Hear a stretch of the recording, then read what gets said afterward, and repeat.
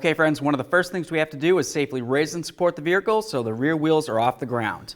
After that, remove all 5 of your lug nuts and the wheel.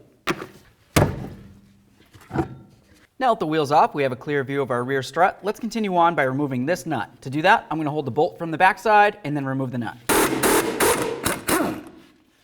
Let's remove this one the same way.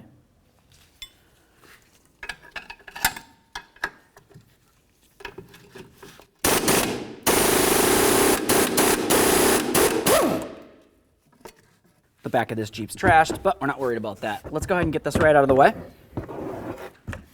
Part's going to be easiest if you don't have your spare tire in here, so go ahead and remove that. After that, we'll just move this out of the way, and then we're going to remove this right here. It's going to be a long piece of insulation. Just go ahead and grab onto it. We'll slide it right out of there. Now we have access to both of our mounting nuts, one right here and then one on the rear of this.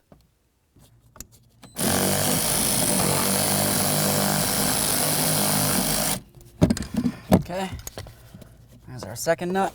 Now the next thing we need to do is start driving out these 2 bolts. You want to be very careful when you're doing it. You don't want to damage the threads.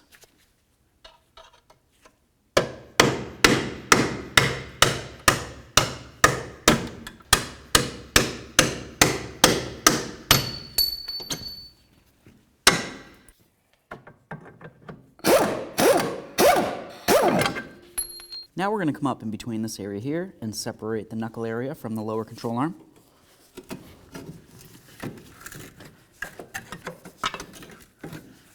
Now at this point, we're going to use a nice long pry bar. I'm going to come in through here and then pry up against this area right there. Once I've done that, I can grab onto the strut and start removing it. There it is, friends. Okay, now it's time to put in our brand new rear shock. Pay attention to the top area up here. You're going to notice you have an area that looks like it's a little bit of a triangle. That needs to be facing out towards you, so the rounded area is facing in towards the body of the Jeep. Slide this into the lower control arm. Pull down on that. Let's line this area up and put in that bolt. Now if you wanted to, you could either put the nuts on from the top, have them snug at least so that this can't move around, or you can just have a second person. The reason for that is because I want to hold this up. I'm also going to pry down on the control arm, and then we're going to have the other person line up that bolt and slide it in.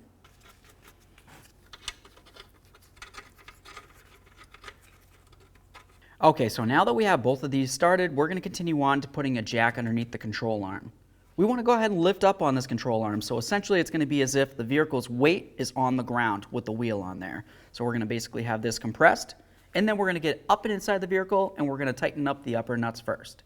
Now with having pressure underneath that lower control arm holding the strut up, we're going to continue on to putting on our mounting nuts. Once we have them on, let's torque them to 35 foot-pounds. All right, get the first one torqued. Let's do this one. Now let's slide this back in here. And we'll just cover this back up. Now at this point, it would be a great idea to go ahead and do your other side. Assuming you have that done, continue on by putting in your spare tire right down in here. And now we'll put this back in. When you put this in, you're going to have a little piton. That slides in here. And then of course the other side, you'll just drop right in.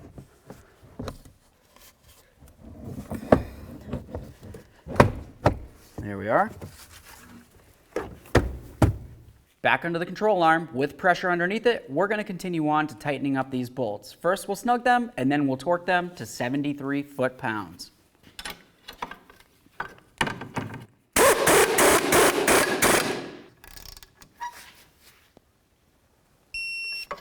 Now let's get our jack out from under here and get our wheel back on. Now let's get our wheel back up on here. We'll start all of our lug nuts, bottom them out, get the wheel back on the ground, and then we'll torque them to 100 foot-pounds.